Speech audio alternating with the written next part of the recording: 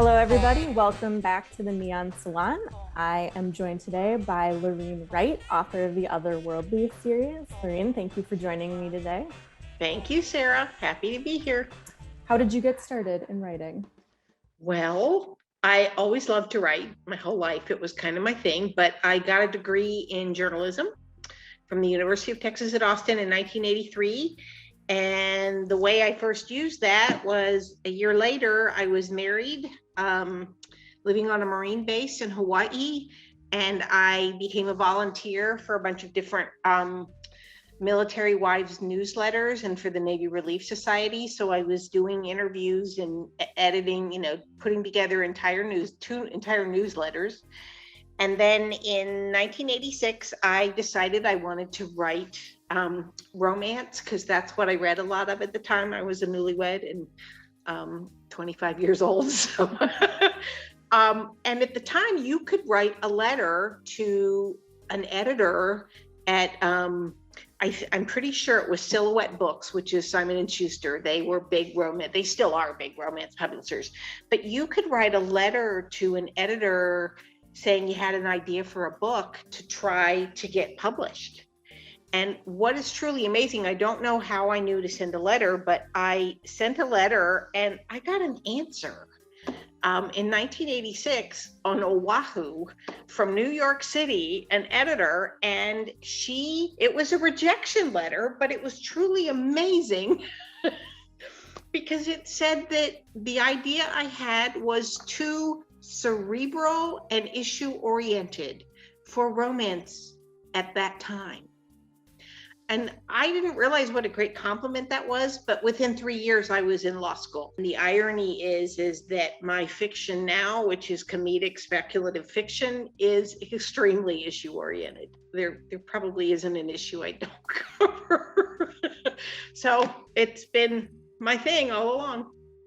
So, and the other thing I did was I was a columnist for a small town newspaper in Northern Nevada for 3 years. And I won a Nevada Press Association first place award for that. Being a small town newspaper columnist finds its way into your series, which we'll talk about a little bit later on. Are you a full-time writer now, or do you have something else you do? No, I'm a full-time writer right now. I am a member of the Nevada Bar. In 2017, I decided to see if I could pass it. So I spent the summer studying and I did pass it, and then realized that I didn't really want to do anything with it. So what prompted the move from Northern Nevada down to Las Vegas? Okay, don't let me say too much here. Okay. It was the smallest town I've ever lived in. I've lived in 9 different states. I grew up in the Washington, D.C. area.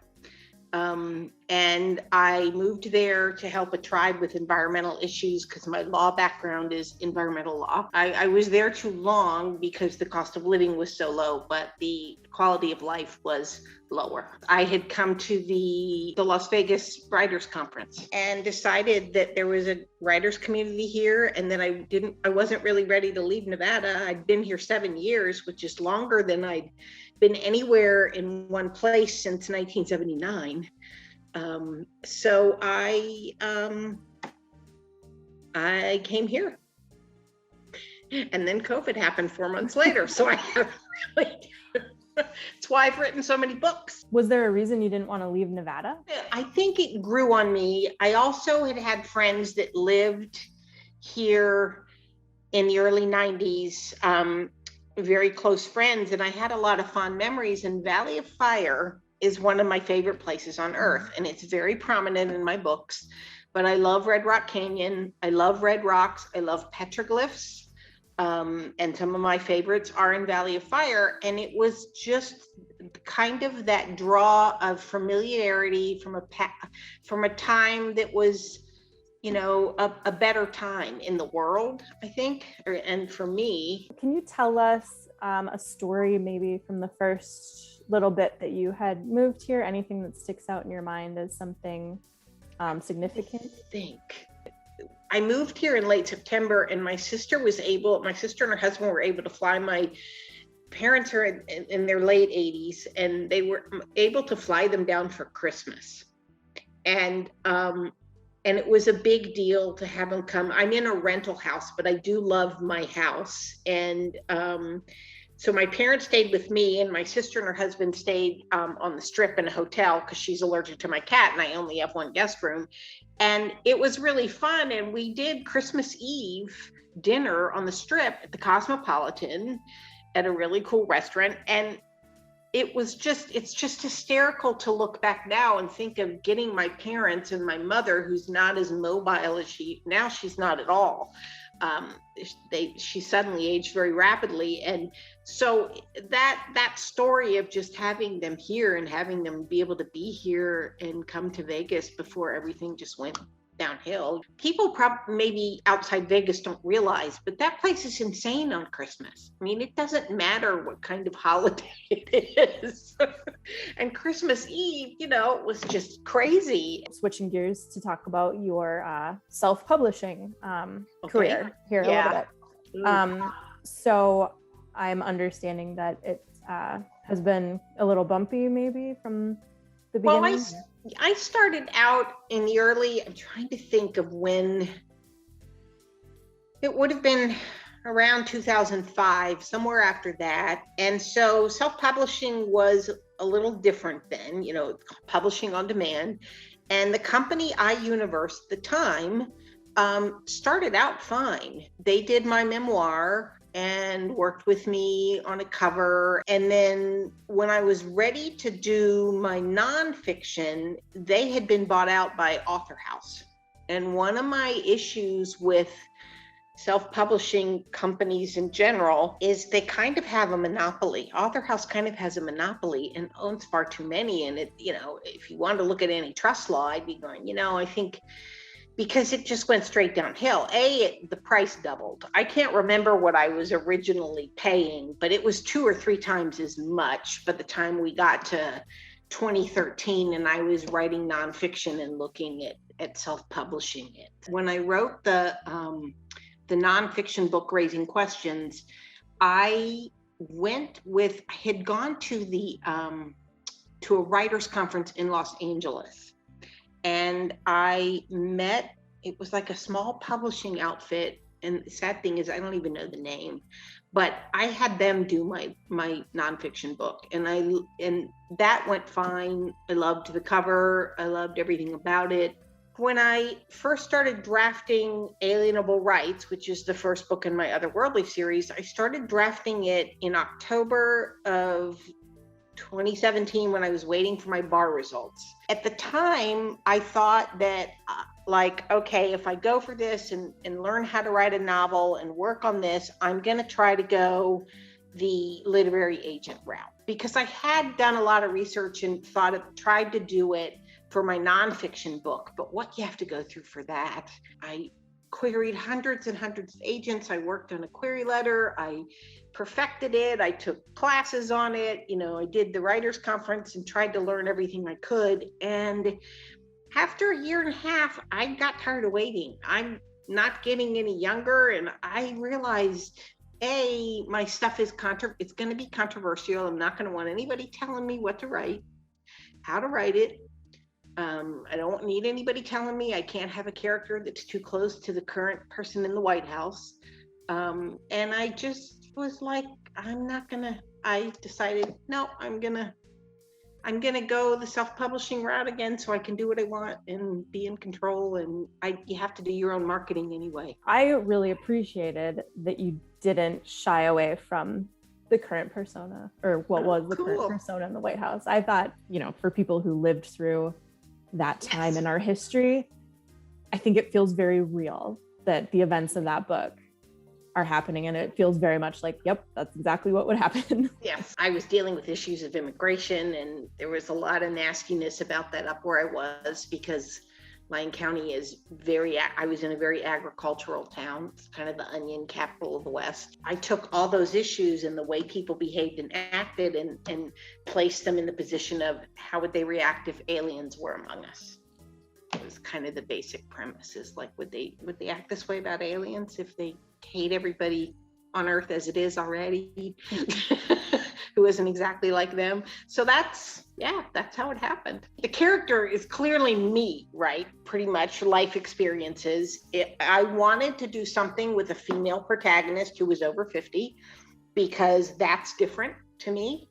And the majority of people who buy books in this country, over 75%, are women. And I'm pretty sure most of those aren't women in their 20s. So I was very aware that I was living just due north of Area 51. I had an elderly dog and I walked her out, and I would get up in the middle of the night to let her out because the backyard wasn't fenced in yet. And so I was out there with my dog named Blue Moon. And it was about 3:30 in the morning, and it is a very remote small town. And I was looking down in the distance, and a giant red orb, which is the aliens in my book are called red orbiters, swooshed up from the ground silently in the distance and disappeared. And I treated it like I had treated earthquakes in California, like, okay, you moved here, this is Nevada. You bought the ticket. Yeah. And I just literally, I remember just kind of going, alrighty then. I had worked for 3 branches of the military. I knew when the stealth was being built in Tonopah, and everyone else didn't even know it was a secret base. And so I know what special aircraft looks like, and it doesn't look like a giant red orb. I believe that. Yeah. So my immediate assumption was that's not military, but could be. They could be screwing with people. I also feel like that's a very Nevadan way to respond to something. Like, well, okay.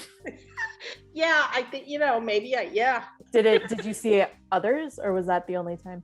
Yeah, I did. Not another red orb. That July, it all happened that first year I was there. It was after midnight. I'm driving home. I'm the only one on the road, and I had a saucer craft fly across in front of me. I could see the lights, clearly see that it was saucer shaped, and then it disappeared.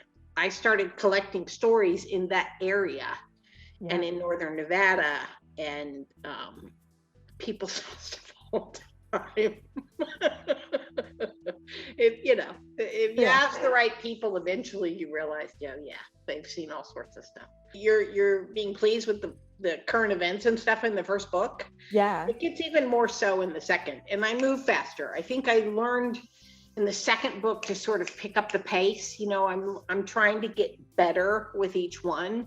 And the opening scene in the second book is in, is it the second book or the third book? Oh, it's actually the opening scene in the third book, but takes place in Vegas and involves secret police.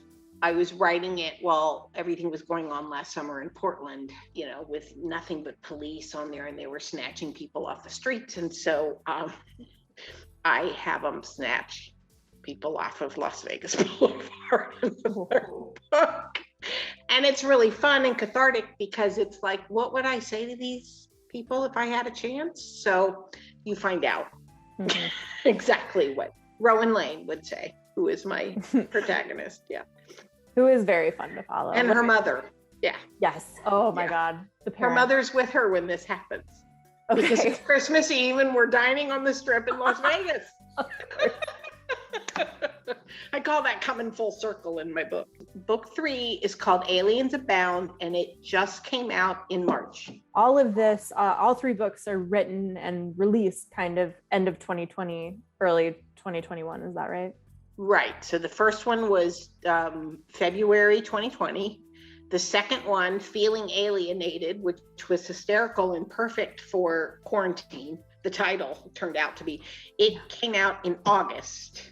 And then this third book came out in March. That's the other thing I got smart with, is I got a very professional line editor, which I didn't use her for my first book, and I think you can tell.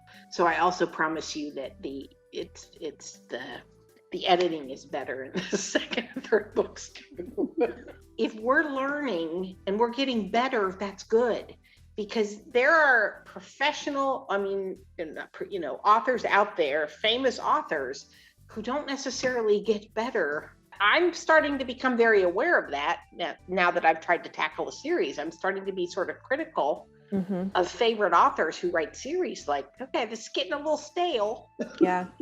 I think some of that also is when you have a successful series and you get like 3-4 books in it that are really doing well.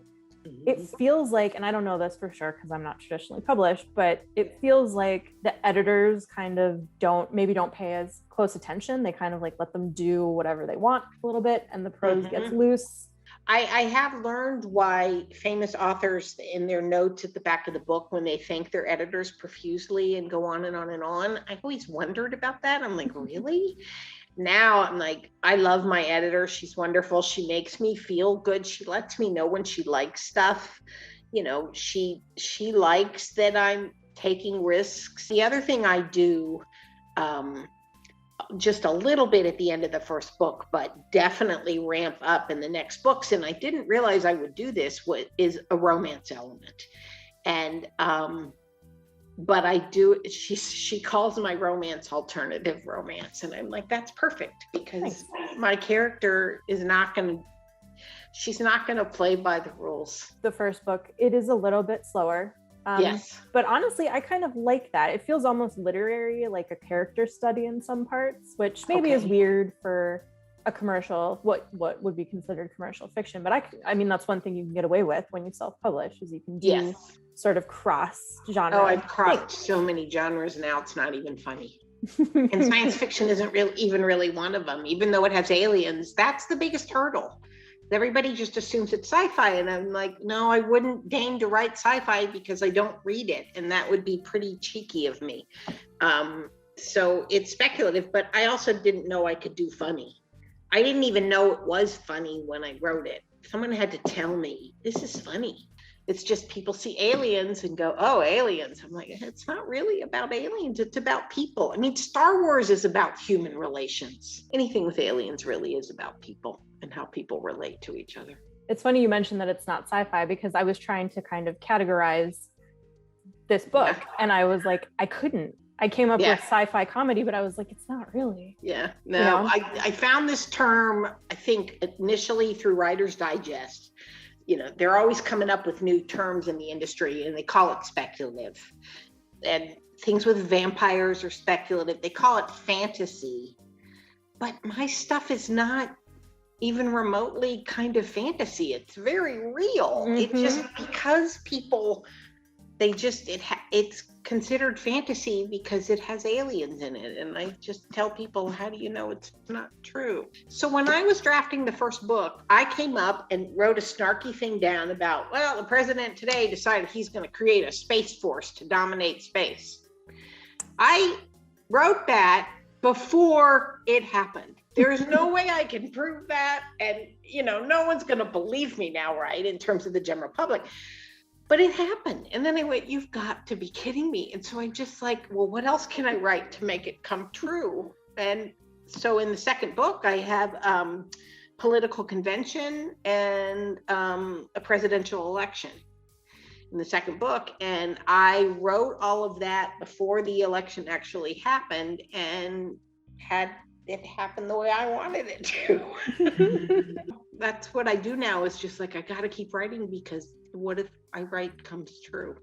And then nobody will believe I wrote it. Got to be careful, because you're going to have followers that are like reading the next book and they're like, where are the clues? What's going to happen next? It's going to be like a whole conspiracy thing that you're going to have after a while. I have trouble keeping track, because I'm more than halfway through the fourth book, drafting the fourth book right now. Luckily, what I've done with that is it's all set in Scotland, England and Scotland. I go back and reread the other books constantly, and I'm trying to, because I keep introducing new characters. I break all those rules of, you can't have too many characters. You can't have too many characters whose letters begin with the same name, although my sister's ready to kill me for that. She's one of my my test readers. She's like, if you come up with one more guy whose name begins with R, I'm like, already did, sorry.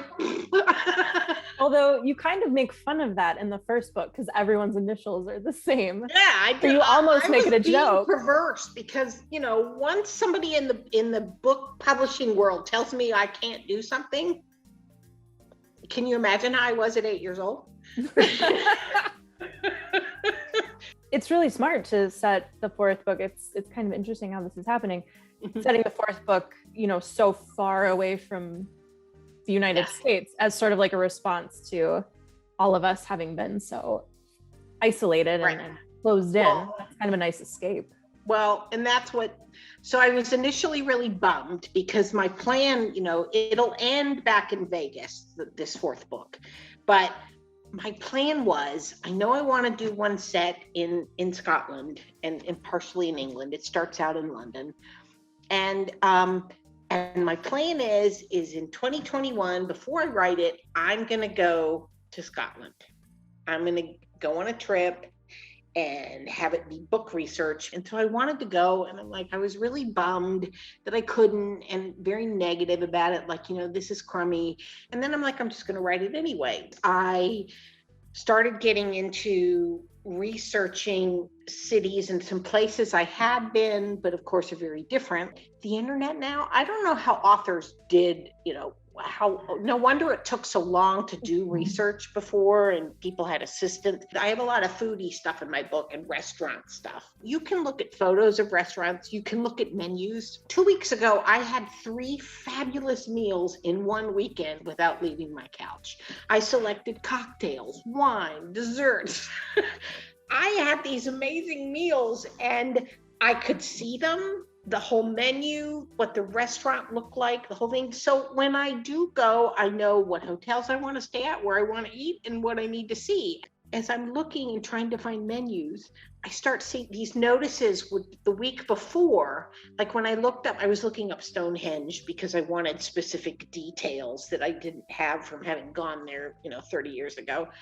And so I'm looking it up and, you know, first everything pops up with COVID. Everything was closed. I mean, unlike here, I mean, here you could still go to some parks and things, but, you know, Stonehenge closed, everything. So every time you looked up, restaurants, hotels, closed. And then one Friday, there's this big announcement, opening. And so I start looking, and sure enough, everywhere else I looked, and I got to be part of their joy that they were reopening. And so they're posting all these new menus, and I'm like, oh, this is just perfect. So. Speaking of research, you do choose to include some of Nevada history in some of your books. Yeah. I just came across, for example, the Virginia City Fire of 1875, which you attribute to aliens. Well, the aliens participate. Yeah. How do you decide what to include? Is it just stuff you already knew about, or do you go like try to find a specific event for the moment? Yeah, sometimes I try to find stuff and I stumble on it. Virginia City's 60 miles from where I was living. I loved the Washington, the whole ghost thing, and the Ghost Adventures guys in Vegas did stuff there. And so I've always been fascinated by historic mining towns, and I loved the Mark Twain connection. I think someone had told me about that fire, had talked about it, or when I visit the town, you kind of learn that there'd been a really bad fire. I needed something that happened historically in Nevada that people would try to blame aliens for if they knew, you know, 100 something years later that aliens existed. And I think that's just how I came up with it, because I didn't want to do Area 51 stuff. I kind of never really talk about that as having anything to do with aliens. Have you ever driven to Reno from here? I have actually last year. Okay. So it's that whole route 95. So you've gone through Tonopah and up to Goldfield, where you do that summit, Goldfield. Okay, so I'm driving home from the Las Vegas Writers Conference, and I've gotten some advice and realized I need to chop the book in half. Well, not really chop it in half, but I ended up literally cutting out half of it, different parts of the first draft. So Lauryne Wright went through a lot of changes. And so literally it was condensed to half a book. And so what had been the ending was now the middle of the book. And I had decided, I mean, I decided this before I left Las Vegas. So now I have to write the story of what happens from there. And that's going to be the second half of the book. And the whole thing came to me as I'm driving up that to get to 7,000 feet to reach Goldfield, that summit. And I'm looking at the, everything around, and the characters came to me, my Red Orbiter alien characters, their names, everything. And it was coming to me so fast that I stopped in Tonopah. Your phone doesn't work the whole route. I couldn't text, I couldn't do anything. So I stopped, and there's a pizza place in Tonopah that I wished we'd had in the town I lived in. And I stopped and ordered a pizza and sat there with a pad of paper because I couldn't do it while I was driving. And I'm like, I can't wait till I get home. I have to write all this down. You are currently working on book 4? Yes. Correct. It's called Being Alien. Do you have a release date for that yet? We're looking at September, October. The publisher is Book Locker. The reason I love this self-publisher and they were recommended is they have to review your work and decide whether they'll publish you. So they don't, unlike other self-publishers, they don't just take anybody's money who's willing to. And my cat is joining us. My cat and dog are featured characters in my book under their actual names. So here's his tail.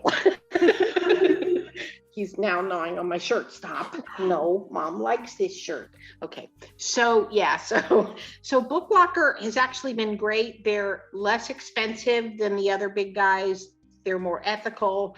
They have a fantastic, I've been thrilled with the guy who does my website covers. I mean, not my website, my book covers. I've enjoyed working with them, and it is more affordable, and you set the price. Okay. They tell you it can't be lower. You set the ebook price and the paperback, and it just, like, a paperback can't be lower than I think like $18.95 now. People think I price my books high at $24.95, and I'm like, not really. Not when you consider, I know that it, how much they cost now. Do you know how many books are going to be in this series, or are you just kind of ongoing? Well, I didn't, but about a month, sometime in the last 2 months, it all came to me what I was going to do, because I kept going, how far am I going to go with this? So in my mind, there is 2 more with Rowan as the main protagonist. Okay. But after that, there's going to be 6 books with 6 different females, and you will meet them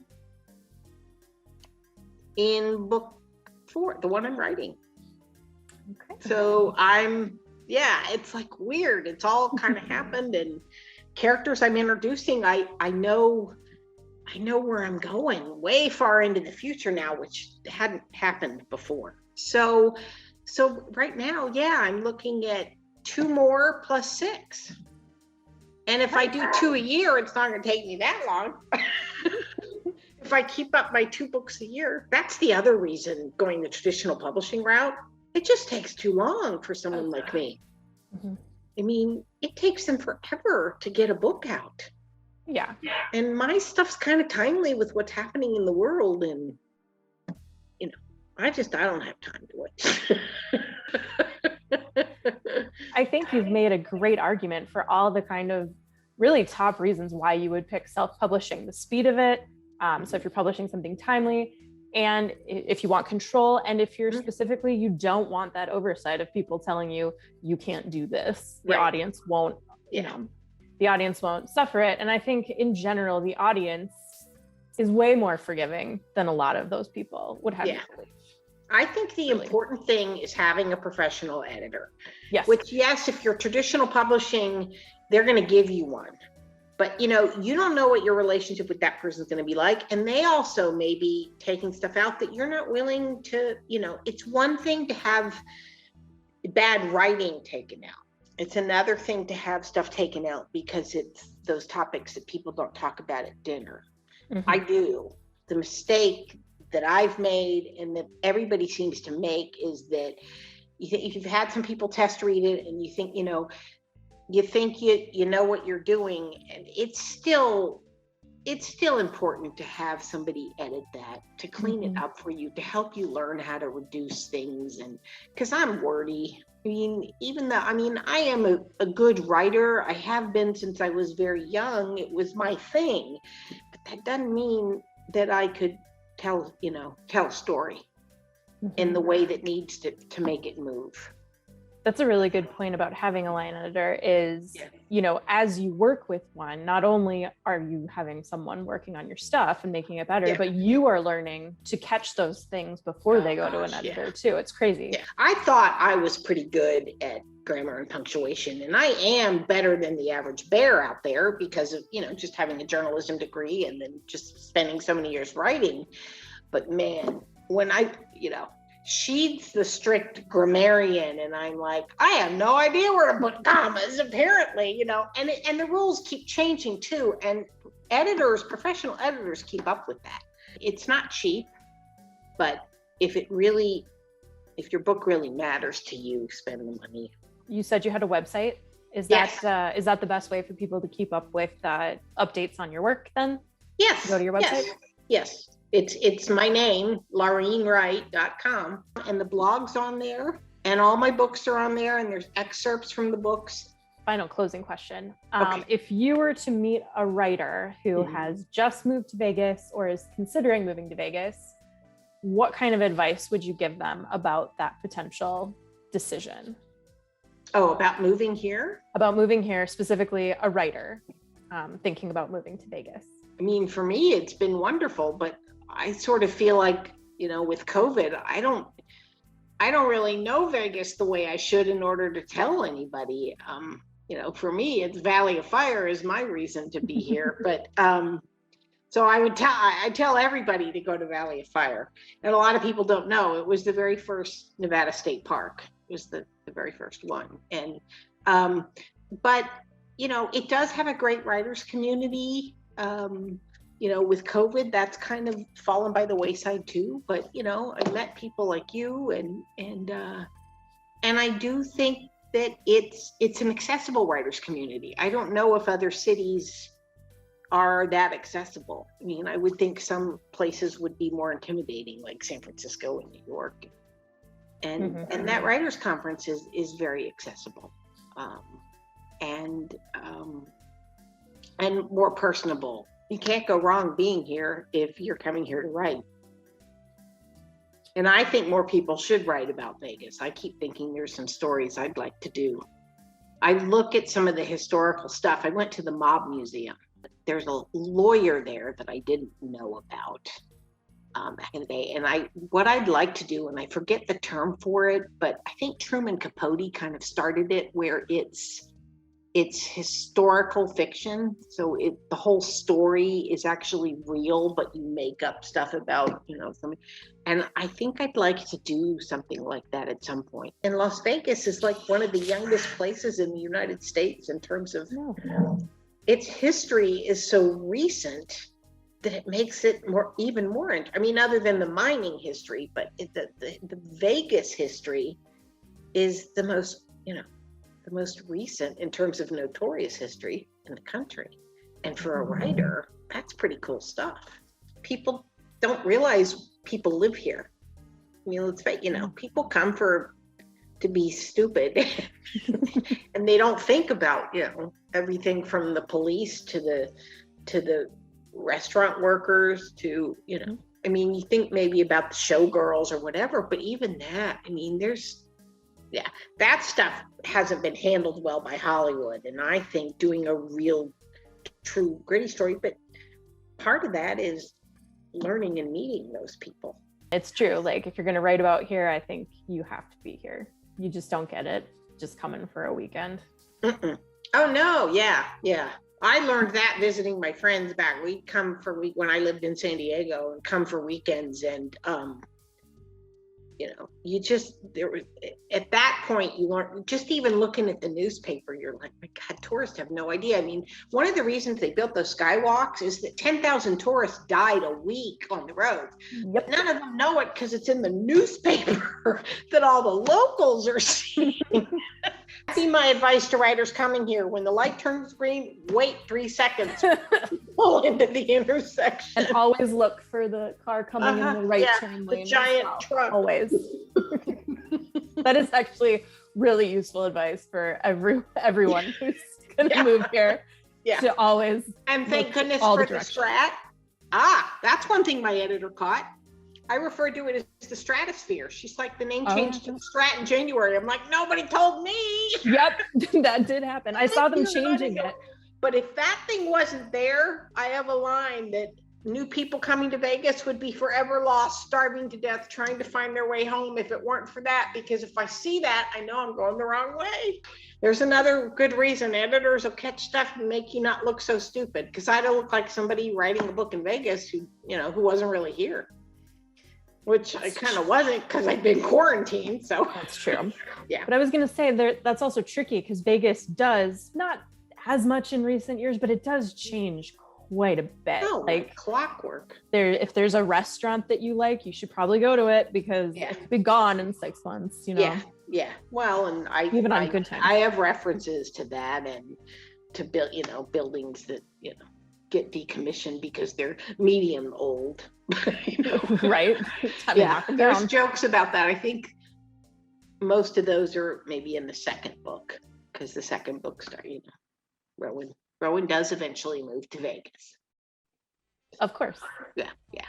I mean, follows your I'm life, not giving anything away there. I'm going to keep reading through the first book and all the rest of them. Oh, I think they're great. I really do. Yeah. Okay. Thank you for talking to me. This was a lot of fun.